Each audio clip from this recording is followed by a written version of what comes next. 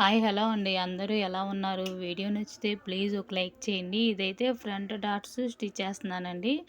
మనం cross cutting పెట్టినా కానీ కొంతమందికి ఎదర డాట్స్ ఇలా కొంచెం నిలబడినట్టు ఉంటాయి కదండి.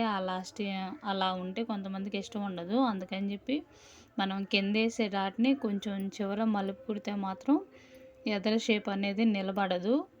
ఇక అందుకని చెప్పి నేను ఇలా స్టిచ్ చేస్తున్నానండి. కొంతమందికి క్రాస్ కటింగే కావాలండి ఫ్రంట్. కానీ ఎదర్ షేపులు నిలబడితే ఇష్టం ఉండదు. పనిమాలా చెబుతారు ఇలా వద్దమ్మా అని. అందుకని చెప్పి వాళ్ళకైతే ఇలా స్టిచ్ చేస్తున్నాను. ఇక మిగతా 2 డాట్స్ అయితే స్టిచ్ చేసేసానండి. తర్వాత అయితే ఇక షేప్ బెల్ట్ జాయింట్ చేసేసాను.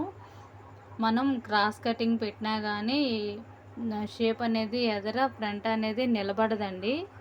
ఇక అందుకని చెప్పి వాళ్ళకైతే ఇలా స్టిచ్ చేస్తున్నాను. వీడియో నచ్చితే ప్లీజ్ లైక్ చేయండి.